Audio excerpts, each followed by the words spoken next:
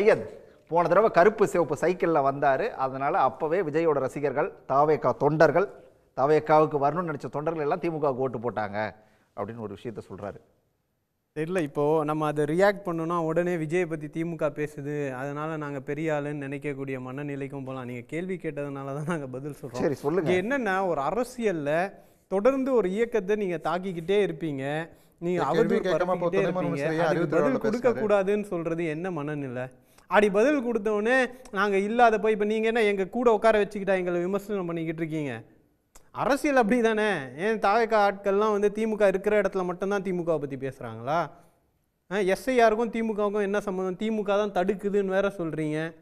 ஒரு பக்கம் இவ்வளோ குழப்பங்கள் வந்து பண்ணிக்கிட்டு இருக்கறனால நாங்கள் எங்கள் வேலையை பார்த்துட்டு போகிறோம் சார். இல்ல பிரியன் சாரே ஒரு விஷயத்தை சொல்றாரு இல்லையா, ரெண்டாவது இடத்துல அதிமுகவோட பிரச்சனை. எப்படி விஜய்க்கு ஓட்டு வரும் சொல்லி தான் சொல்றேன். அது அதிமுகவுடைய பிரச்சனை.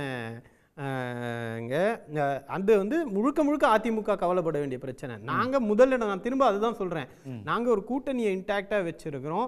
இப்போ விஜய் வைக்கிற விமர்சனங்களோ இல்லை இப்போ அதிமுக திரும்ப நமக்கு வச்சிருக்கக்கூடிய விமர்சனங்களோ இது புதுசாக வைக்கலை.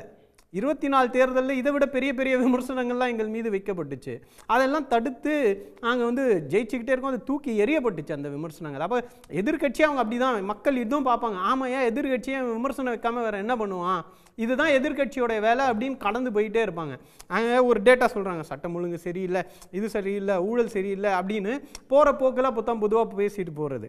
ஆனால் ஒரு சட்டம் ஒழுங்கு சரியில்லைன்னா என்சிஆர்பி டேட்டா எடுங்க, எத்தனை குற்றங்கள் இந்திய அளவில் அதிகரிச்சிருக்கு, தமிழ்நாட்டில் என்ன கம்பேரிசன், அது எவ்வளோ கட்டுப்படுத்தி இருக்கோம், பெண்களுக்கு எதிரான குற்றங்களுக்கு அரசு என்ன நடவடிக்கை எடுத்திருக்கு, இதெல்லாம் நாங்களும் மக்கள் கிட்ட சொல்றோம். நாகராஜ் ஒரு கேள்வி கேட்டார் இல்லையா, நீங்க பேசி முடிச்ச பிறகுதான் கேட்டார். ஆட்சி மீதான அதிருப்தி அதிகமா இருக்குது, அந்த நம்பிக்கையில தான் நயனார் வந்து 200+ சொல்லி சொல்றீங்க. ஆட்சி மீதான அதிருப்தி 24க்கு முன்னாடி நல்லா இருந்துச்சு. அப்போ 24ல் ஏன் நாங்கள் 40 ஜெயிக்கிறோம், ஏன் பாஜக தோக்குது? இப்போ ஊழலை பற்றி அவரெல்லாம் பேசினார்ல, ஒரு தார்மீகம் இருக்கா? இன்னைக்கு அவங்க கட்சிக்குள்ள சண்டை நடக்குது சார். ஒன்றும் இல்லை, ஆட்சிலாம் அடுத்தது. பாஜக கிட்ட ஒரு 4 வருஷம் தலைவர் பதவி கொடுத்தாலே 2000 கோடிக்கு ப்ராஜெக்ட் கர்நாடகாவில் போடுற அளவுக்கு சொத்து சேர்க்க முடியுதுன்னு அதே கட்சியில் இருக்கக்கூடிய கல்யாணராமன் சொல்கிறாரு. இதை பற்றி என்ன கருத்து சொல்வார் அவர்? வெளி கட்சியிலேருந்து வரக்கூடியதில்லை. ஒன்று அண்ணாமலை ரைட்டாக இருக்கணும், இல்லை கல்யாணராமன் ரைட்டாக இருக்கணும். நேர்மை தார்மீகம்னு இருந்தால் நாகராஜ் சார் இதுக்கு பதில் சொல்லணும். அப்போ 4 வருஷம் ஒரு கட்சி தலைவர் பதவி கொடுத்தாலே உங்கள் மீது ஊழல் குற்றச்சாட்டு வருது அப்படின்னா அதை எந்த அளவுக்கு யார் யார்கிட்ட பணம் வாங்கி இவருக்கு இன்வெஸ்ட் பண்ணுறாருன்னு சொல்கிற அளவுக்கு சொந்த கட்சியிலேருந்து விமர்சனம் வரக்கூடியவர்கள் எங்களை பார்த்து ஊழல் இதெல்லாம் சொல்கிறதுக்கு நியாயம் இருக்கா? நாங்கள் நிறைய திரும்ப சொல்கிறோம், ஊழலை பற்றி பேசுகிறதுக்கு இந்த உலகத்திலே ஒரு கட்சிக்கு தார்மீகம் இல்லை அப்படின்னா அது பாஜக தான். ஏன்னா தேர்தல் பத்திரங்கள் மூலமாக ஒரு கட்சியும் மிரட்டி பணம் வாங்கி சொத்து சேர்த்து வச்சிருக்கக்கூடிய ஒரு கட்சி பாரதிய ஜனதா கட்சி. எம்எல்ஏக்களை வாங்கிய கட்சி பாரதிய ஜனதா கட்சி. கோவாவில் ஆட்சி அமைச்சதை பற்றி பேசினார். கோவாவில் நியாயமாக ஆட்சி அமைச்சிங்க, எத்தனை கட்சியை உடைச்சு நீங்கள் ஆட்சி அமைச்சிங்க, வடகிழக்கெல்லாம் நேர்மையாக ஆட்சி அமைச்சிங்க.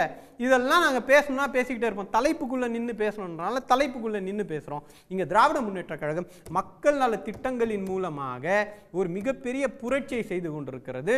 பொருளாதார வளர்ச்சியை அடைந்திருக்கின்றோம், இல்லைன்னா மறுக்க முடியாது. ஏன்னா நீங்கள் கொடுத்த டேட்டா இங்கே வருமானம் அதிகரிச்சிருக்கு, நீங்கள் கொடுத்துருக்க டேட்டா, நீங்கள் சுகாதாரத்தில் பொது டிரான்ஸ்போர்ட்டில் எல்லாத்துலேயும் நீங்களே கூப்பிட்டு எங்களுக்கு பரிசை கொடுத்துட்டு இங்கே சரியில்லைன்னு நொண்டி சாக்கு சொன்னீங்கன்னா மக்கள் சிரிக்க மாட்டாங்க உங்களை பார்த்து?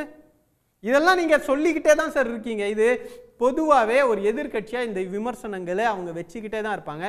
மக்கள் அது பிரித்து பார்க்குற அளவுக்கு தன்மை கொண்டவர்களாக இருக்காங்க தமிழ்நாட்டில். உடனுக்குடன் செய்திகளை தெரிந்து கொள்ள சன் நியூஸ் பெல் ஐகானை கிளிக் பண்ணுங்க.